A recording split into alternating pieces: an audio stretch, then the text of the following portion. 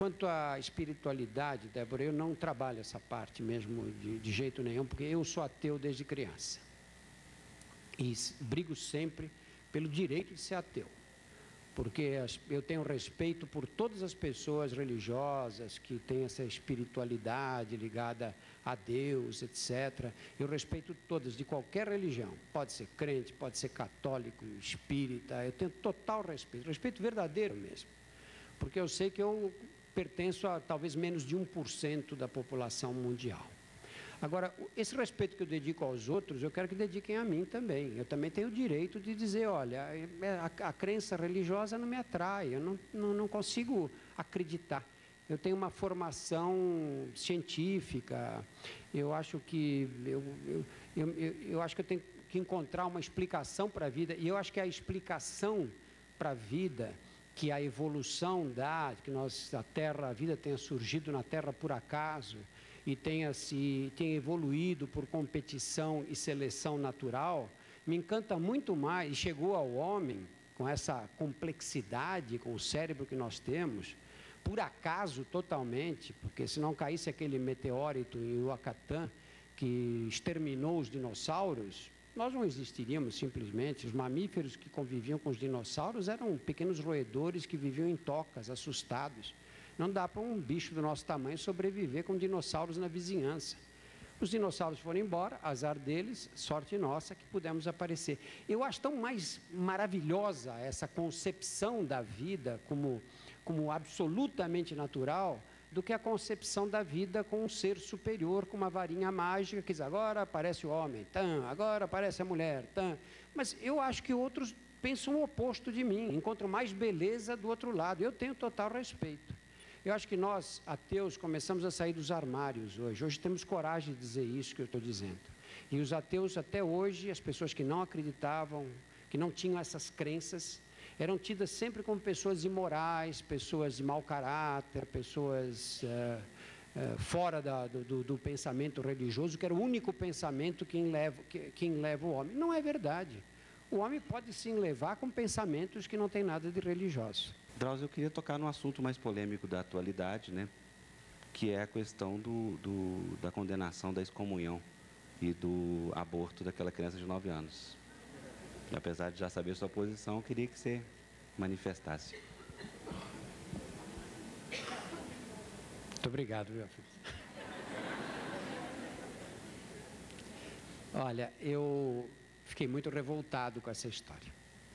Assim que saiu essa história, eu estava fora do Brasil, fiquei 4 ou 5 dias fora. Quando eu saí, estava estourando esse caso aí. Tinha estourado na véspera, acho. E eu li aquilo e falei, não é possível uma coisa dessa. Eu tenho uma coluna na Folha de São Paulo, na Folha Ilustrada, há muitos anos. É uma coluna quinzenal. Eu acho o seguinte, primeiro eu queria me parabenizar com os médicos que fizeram esse aborto. Por quê? Porque qual é a função da nossa profissão? Para que existe a medicina?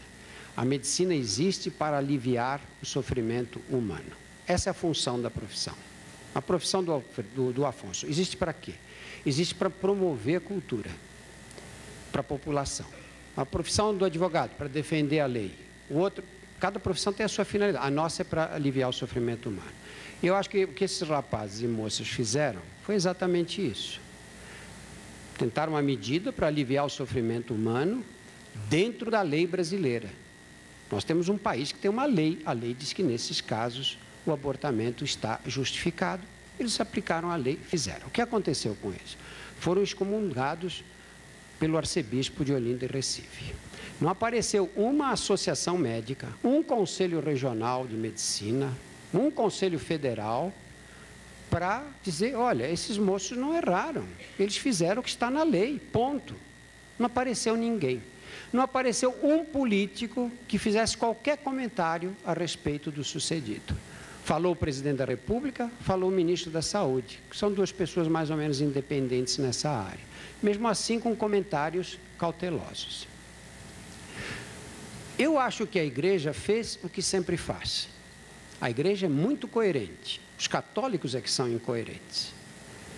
O que fez a igreja? Fez o que está na lei, no Código Penal do direito canônico. Existe um cânon, tem um número que eu esqueci, acho que 138, que diz que todo abortamento será considerado passível de excomunhão automática. E o que o bispo fez foi justamente obedecer a esse cânone. Ele não está errado, ele está certo, de acordo com o que ele pensa, de acordo com as leis da igreja, ele tem que ser excomungado. Aí as pessoas dizem, não, mas e o estuprador? Condena a mãe excomunga a mãe da menina e não excomunga o estuprador? A igreja não excomunga estupradores. Nós temos aí casos de abusos sexuais contra crianças cometidos por padres pelo país inteiro. Todos nós que estudamos em colégios religiosos somos testemunhas de que isso foi rotineiro. Hoje não sei como é, porque eu ando afastado. Mas isso foi rotineiro nos colégios católicos o tempo todo. Os católicos nunca tomaram uma atitude em relação... O que fez o Vaticano, além de transferir esses religiosos para outras paróquias? Nada mais. A política do Vaticano é claríssima. A Igreja Católica não condena estupradores. Nunca condenou. Por que vai condenar esse agora, exclusivamente? Sabe, eu não tenho absolutamente nada contra a Igreja. Eu tenho só uma coisa contra. A Igreja Católica é absolutamente autoritária. E essa autoridade, ela exerce de que maneira? Não é pelos benefícios espirituais que ela traga aos seus rebanhos. Não é por isso que ela é autoritária. É autoritária porque ela domina os políticos. Político nenhum tem coragem de desobedecer a Igreja. Político nenhum, de nenhuma cidade pequena, grande, média, de qualquer canto do país, quer ficar mal com o padre ou com o bispo da região, porque ele tem medo de não se eleger. E com isso, a igreja usa esse poder dela, que é desproporcional ao número de católicos do país, às pessoas religiosas do país, ela usa esse poder desproporcional para quê? Não é para indicar para os seus fiéis que sigam os ensinamentos da igreja. Quando a igreja diz que é contra a camisinha, contra o aborto, contra a pílula anticoncepcional, contra o divórcio, contra sexo antes do casamento, contra a pesquisa com células-tronco, ela não se limita a aconselhar os seus seguidores que adotem essas medidas. Ela quer impor essas medidas para todos nós que podemos não concordar com elas. Que direito têm esses senhores de querer impor as medidas que eles acham corretas e que eles defendem dizendo que é a palavra de Deus, que eu gostaria de saber onde se acha escrita essa palavra, para a gente poder ler, para ter uma ideia. Como é que foi escrita à mão? É um fax? Foi um e-mail? Como é que eles tiveram acesso à palavra de Deus para dizer que em nome dessa palavra toda a sociedade tem que obedecê-los? Nós vivemos numa sociedade que é leiga. E a sociedade tem direito de pensar coisas diferentes, cada um tem direito de escolher a religião que quer, ou tem direito até de não escolher nenhuma religião.